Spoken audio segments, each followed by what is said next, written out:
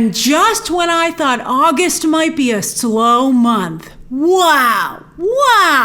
And this whole week should be fascinating, as on Thursday, Warner Brothers Discovery is presenting their quarterly report. And I believe that's why all this news is leaking right now, because they're getting ready to make those announcements officially on Thursday. Hoo boy!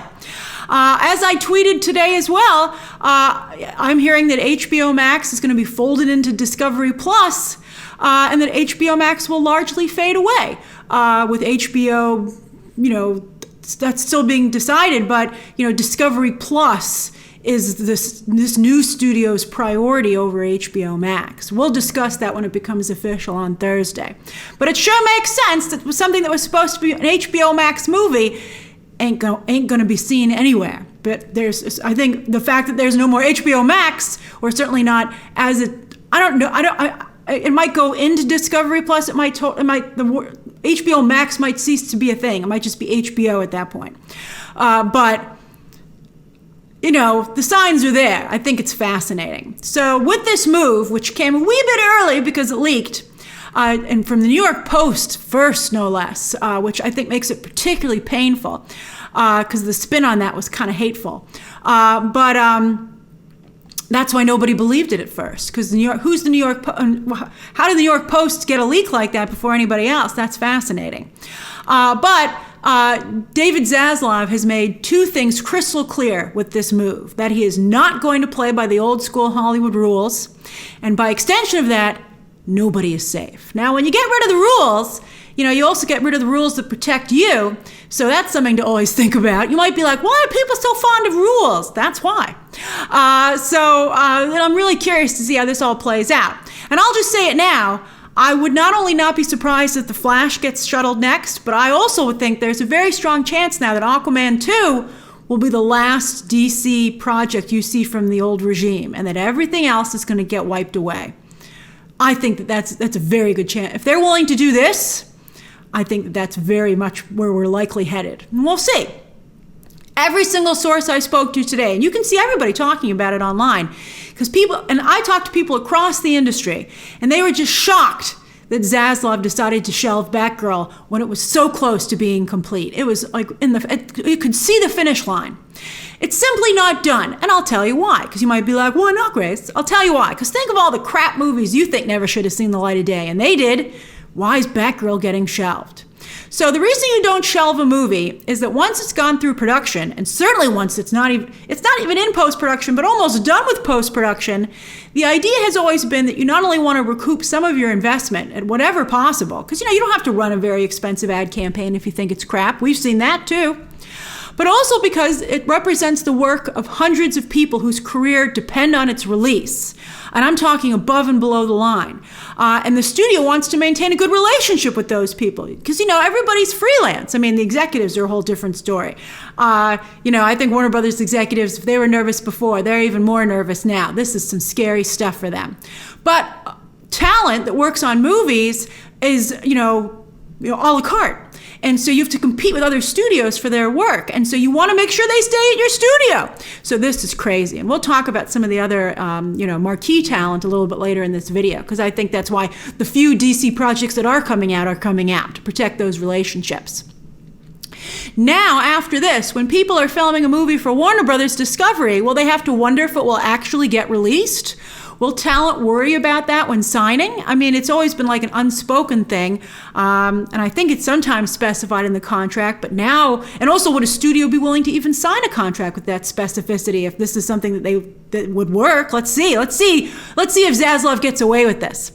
Then all the other studios will be like, really? Will talent, so talent has to worry about when they sign, and then once you're on set, why knock yourself out if the movie's likely never going to be seen anyway? Like, if you're having problems on set, are people just going to start checking out and collecting their paychecks because they know there's no paychecks down the line for this? You know how hard it is to make a movie. You know how hard it was even to make a movie like Batgirl with all the stunt work and the costume design and the sets that they built. People traveled across the globe to make that movie, and no one's ever going to see it. I think it's demoralizing. I mean, look how upset people got when Jason Kilar put their movies on streaming instead of releasing them in theaters. Now Warner Brothers Discovery just straight up isn't releasing them at all. I guess those people should have known how lucky they were that at least somebody saw their movie.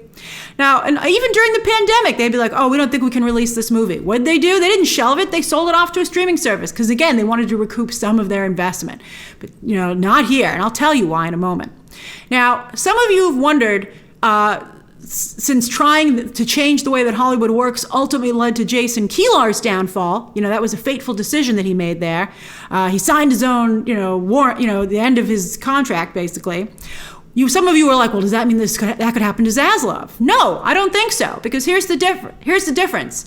Zaslav is Warner Brothers Discovery, whereas Jason Kilar was simply hired by AT&T to run not Warner Brothers the studio, but all of Warner Brothers. And Sarnoff ran Warner Brothers Studios.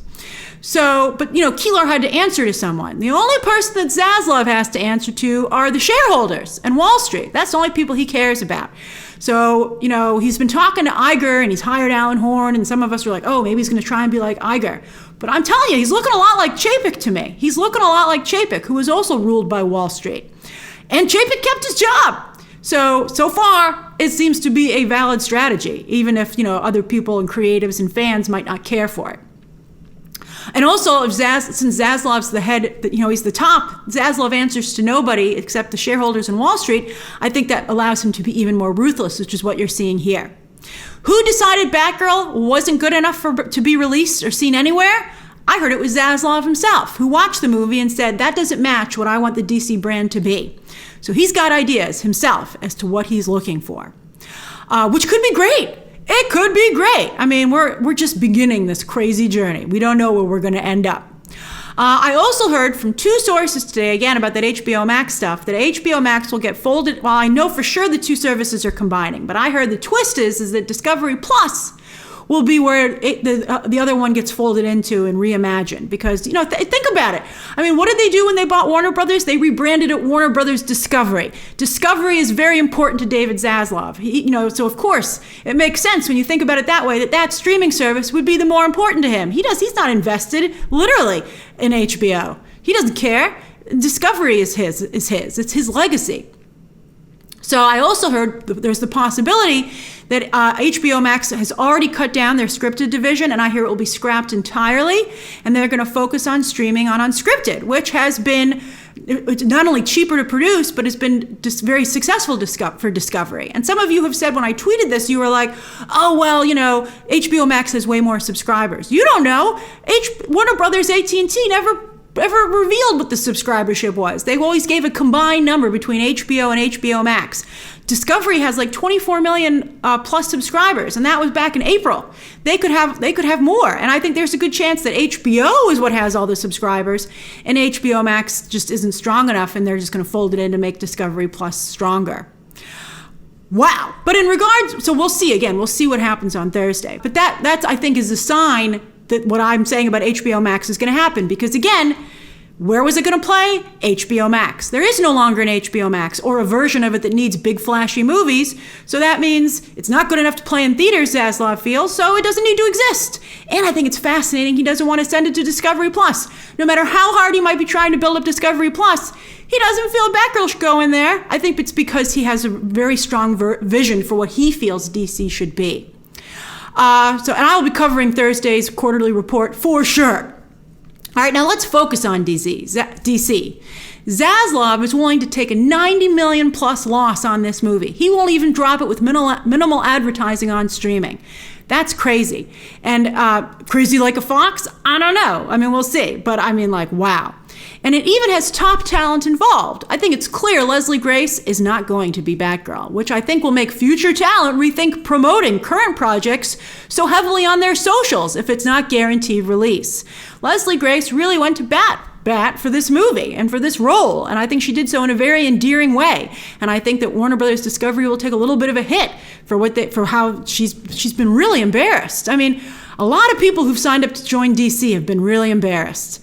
in front of and behind the camera. And I gotta say, the trend continues. But you could argue that this is left over from the old regime. So the embarrassment continues for those people. If you get hired for the new DC, which Zaslav is, envisioning and brainstorming, you won't get embarrassed, hopefully. Fingers crossed.